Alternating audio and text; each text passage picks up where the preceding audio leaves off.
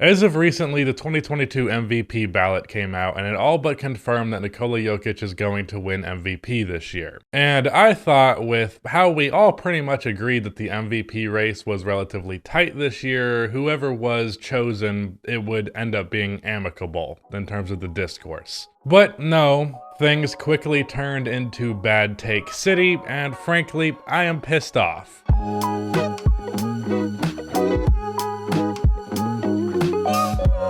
If you end up enjoying this video, please be sure to subscribe for nearly daily playoff content on here, although this video is not strictly playoff content. And also go subscribe to my second channel where you're getting multiple videos a day covering everything that happens in the playoffs. I'm trying to hit 100K on that channel by the end of the playoffs, so your subscription there would especially be appreciated, as it would be appreciated here. Also drop a like, it only takes 1 second. It makes a massive difference in how the video performs in the algorithm. I don't know if you can hear it or not, but I am a little bit sick, so I apologize for maybe sounding nasally, or maybe it's all in my head, I don't know. Basically, all of the anti-Jokic sentiment lately has spawned from the straw man argument created by none other than Nick Wright. This straw man argument essentially places Jokic as the face of analytics. And because people love to shit on analytics, Jokic subsequently takes the heat and is delegitimized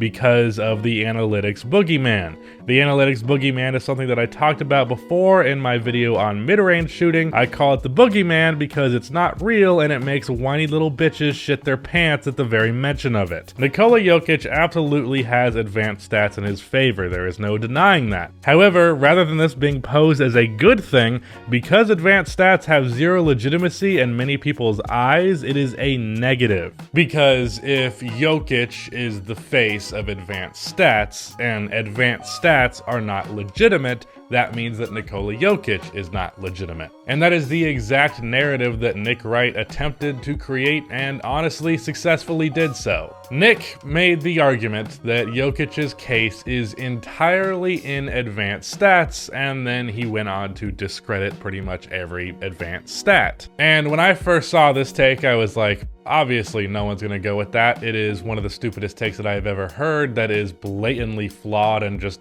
objectively wrong. But no, I'm seeing it everywhere that Jokic is just an advanced stat guy. I've especially seen it from Sixers fans who believe that Joel Embiid should have won the MVP award. Which, it's weird to me that it's really just Sixers and Embiid fans, because to me, Giannis has just as much of a case as these two players for the MVP, but he's not getting mentioned at all. And I'll talk about why I think that distinction is there a little bit later. But since this argument has been adopted by Sixers fans and even Sixers players, because their forward Georges Niang said this on a podcast the other day. Joel doesn't win MVP, I'm gonna snap. Whatever fucking some nerdy statistician wants to pull out of his ass. Fuck out of here. Dude is an actual NBA athlete reciting Nick Wright talking points. Am I crazy, or is that like really embarrassing? So if the argument is that Jokic has no case outside of advanced stats, and this argument is primarily coming from Sixers fans,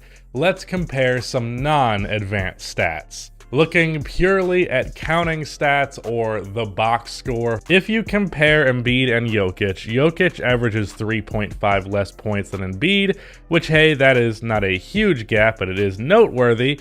But a bit more of a gap is Jokic's 3.7 more assists per game. He also averages 2.1 more rebounds a game, 0.4 more steals, 0.6 less blocks, and he shot 8.4% better from the field. And if true shooting percentage isn't too advanced of a stat for you, Jokic has a 4.5% better true shooting percentage, and mind you, with that stat, the one flaw that many would say it has is that it overvalues free throws.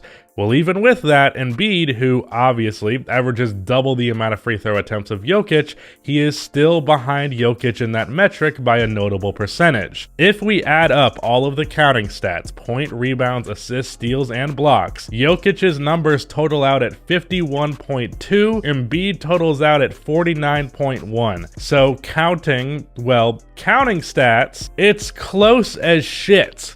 Like, razor thin, if you ask me, even though Jokic does come out on top. It's a small margin. In terms of who I'd pick for the award, a guy who won just 2 less games and averages more rebounds, assists on better efficiency, that's who I would pick between the two. But the difference is entirely negligible. I fully acknowledge that Joel Embiid has to shot create more, and that's really the main reason why the efficiency difference is such, but that's also a big reason why the point difference is such, so it kind of balances out. And I'm not going to hear the argument that Embiid's scoring is more impressive because he faces more double teams, because it's obvious why Jokic doesn't face more double teams. You don't have to be a basketball genius to understand why. While Embiid is a very good passer, he doesn't just casually make passes like this, and that is why you do not double Jokic. Either way, when it comes to box score production, we are simply splitting hairs between these two. Unless, of course, points per game is too advanced of a stat. I mean, rebounds, that's getting a little bit mathematically complicated, don't you think? And you know, really, what are assists, if you really think about it? Seriously? And listen to me closely, because what I'm about to say is not something that I say lightly, because I think this word gets thrown around way too often. The claim that Jokic is only backed up by advanced stats is objectively wrong. If you make the claim that Jokic only has advanced stats in his favor, you do not know basketball. And I don't say objectively or you don't know basketball lightly at all. If you make that claim,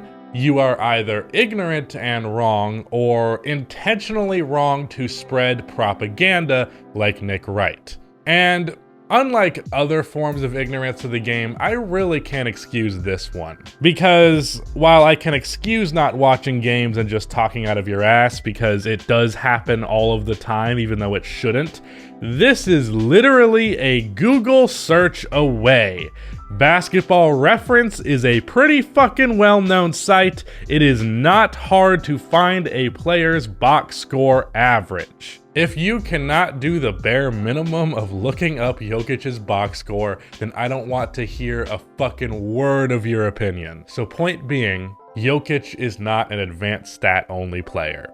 Period. And guess what? While there are probably a handful of fans who have based a large portion of their argument for Jokic winning MVP on advanced stats, I guarantee you that's not the majority case. Because just like the average Jokic hater, the average Jokic fan also doesn't know about, care about, or understand advanced stats because most NBA fans don't. While I don't hate advanced stats like many do, I certainly do not love them. When Nick Wright did a segment breaking down every advanced stat that Nikola Jokic led in, I was surprised he led in so many. I didn't fucking know. And yet, I believed that Nikola Jokic had a better MVP case than Joel Embiid, again by a very small margin, but either way, advanced stats had fuck all to do with it. Really, the only advanced stat, and it's not even really an advanced stat to me, outside of just true shooting percentage that I enjoy, is on-off numbers. And both Embiid and Jokic excel in them, even if Jokic has a bit of a lead. Looking at that, the Nuggets are 16 points better per game with Jokic on offense and 6 points better on defense, totaling in them being 22 points per game better with Jokic than without him. The Sixers are 11.5 points better per game with Embiid on the floor and 7 points better on defense, meaning they're 18.5 points better per game with Embiid versus without him.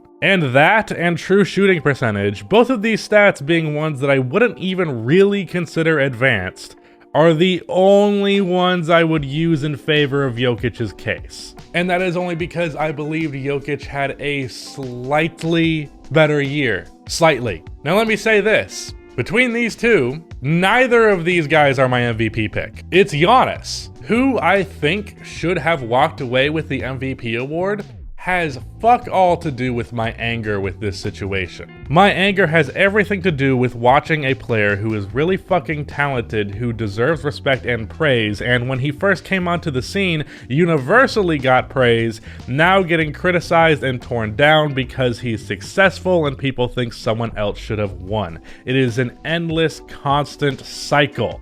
When everyone with a modicum of common sense and reason would acknowledge that this was a close-ass MVP race where, regardless of results, regardless of who got the award or who didn't, their case was not notably better than the others. First, second, and third place would all be splitting hairs. NBA fans have to create the most toxic discourse possible. I resent everything about this discourse that's been going on lately. Blatantly wrong and biased arguments perpetuated by media talking heads who do it purely for ratings, and then adopted by a bunch of dumbasses who don't know any better. They borrow takes from people who pretend to know the game because they don't and need to borrow opinions to pretend they do too. And easily the biggest thing here that is just indicative of an overall sickness within NBA fandom is tearing down other players in order to prop one up. This is so commonplace and disgusting within the NBA community. And this kind of shit often makes me question if I even like basketball. Luckily, I can watch Anthony Edwards go off against the Grizzlies or Jason Tatum hit a game winner against the Nets, and it reminds me that I love this game. But damn it if I don't get pissed off enough from shit like this sometimes. And you can understand as someone whose life is entirely revolved around this game that me questioning whether or not I even enjoy it gets to me a little bit. Now, as a quick note, and this is something that I've noticed in MVP races in the past, I mentioned how it was pretty much just Sixers fans who were arguing about this MVP award and not Giannis and Bucks fans. Well, there's really two main reasons why. The first of them, Milwaukee fans are less prevalent and a lot quieter. The second is among the top 3 MVP candidates, it has been abundantly clear who has most actually campaigned for this MVP award.